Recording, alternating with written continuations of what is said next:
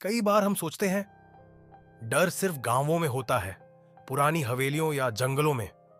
पर डर जहां हम उसे भूल जाते हैं वो वहीं से लौट कर आता है।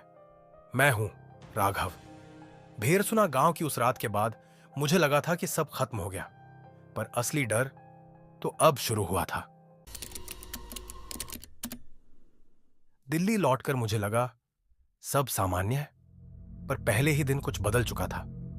जब मैं एडिटिंग रूम में गया तो स्क्रीन पर एक फ्रेम अपने आप खुला। काली स्क्रीन और सिर्फ यह आवाज, वो वही सांस थी जो जंगल में रिकॉर्ड हुई थी।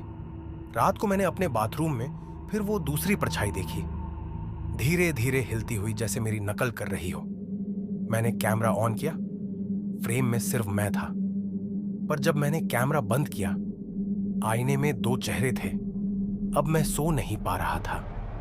हर रात कमरे की दीवारों पर परछाइयां चलती और सुबह दीवारों पर कालिख के निशान मिलते, मानो किसी ने उंगलियों से वहां कुछ लिखा हो। तीसरे दिन मैं अपने फ्लैट से बाहर निकला। लिफ्ट में सिर्फ मैं था, पर सीसीटीवी फुटेज में मेरे पीछे एक और आकृति थी, काली, धुंधली, बिना चेहरा। मैंने समझ लिया वो अब यही है। उस रात जब मैं सोने गया तो मेरे कमरे की खिड़की अपने आप खुल गई और ठंडी हवा के साथ एक औरत की फुसफुसाहट आई। तेरी छाया अभी अधूरी है, मैं चिल्लाया, पर आवाज गले में ही रुक गई। लाइट चली गई। अंधेरे में बस एक चीज दिखी। मेरे बिस्तर के पास एक दिया जल रहा था, पर वो दिया मैंने नहीं जलाया था। सुबह जब उठा तो दीवार पर राख में लिखा था, भेरसुना लौट आओ।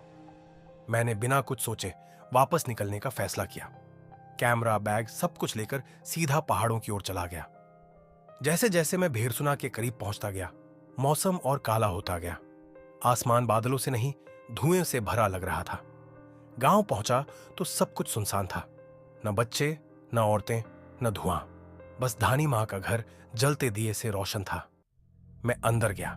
वो पहले से ज्यादा बूढ़ी लग रही थी। चेहरा झुर्रियों से नहीं, डर से टूटा था। बाबू, तू फिर लौट आया?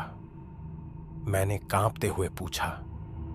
मां, वो मेरा पीछा कर रही है, क्या करूं? धानी मां बोली। अब देर हो चुकी है, वो तुझसे तेरी छाया पूरी लेने आई है। धानी मां ने मुझे एक पुराना ताम्रपत्र दिया। उस पर लिखा था, जिसे छाया ने छुआ वो अपनी ही छाया से मुक्त हो तभी बचेगा। उन्होंने कहा, तेरी मुक्ति सिर्फ अंधेरे में है। उन्होंने एक दिया जलाया, पर यह दिया काला था। तेल की जगह उसमें मानव रक्त था। मुझे डर लगा। मां, ये क्या है? वो बोली, डर मत, ये तेरा नहीं, तेरा हिस्सा है। अनुष्ठान शुरू हुआ।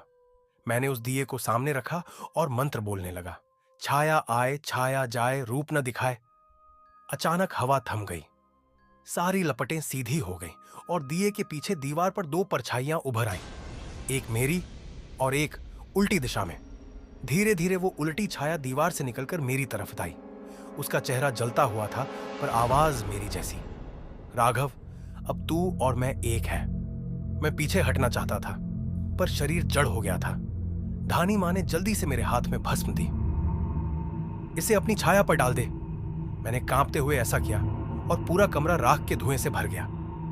अंधेरे में मैंने देखा वो छाया चीख रही थी, धीरे धीरे मेरी परछाई से अलग होती जा रही थी। फिर अचानक दिए की लौ बुझी और सब खामोश। जब मैंने आंखें खोली, धानी मां जमीन पर पड़ी थी। उनका शरीर ठंडा, पर आंखें खुली हुई। उनके हाथ में वो काला दिया था, पर दिया अब राख में बदल चुका था। मैंने पूछा, मां, आप जागिए, मैं बच गया। धीरे से हवा चली और राख से वही आवाज आई, कोई भी छाया से बचता नहीं बाबू। कुछ दिन बाद मुझे एक अस्पताल में पाया गया। डॉक्टरों ने कहा मैं जंगल में बेहोश पड़ा था। मेरे साथ कोई नहीं था, पर जब उन्होंने मेरी एक्सरे निकाली तो शरीर के पीछे एक अजीब डार्क पैटर्न था, मानो किसी ने परछाई अंदर खींच दी हो। अब भी जब मैं बोलता हूं, कमरे की दीवारों पर दो साए चलते हैं, एक मेरी आवाज के साथ और एक जो थोड़ी देर से दोहराती है। अगर कभी रात में तुम्हें अपनी परछाई 2 बार दिखे तो समझ लेना छाया दान अब तुम्हारे शहर तक पहुंच चुका है।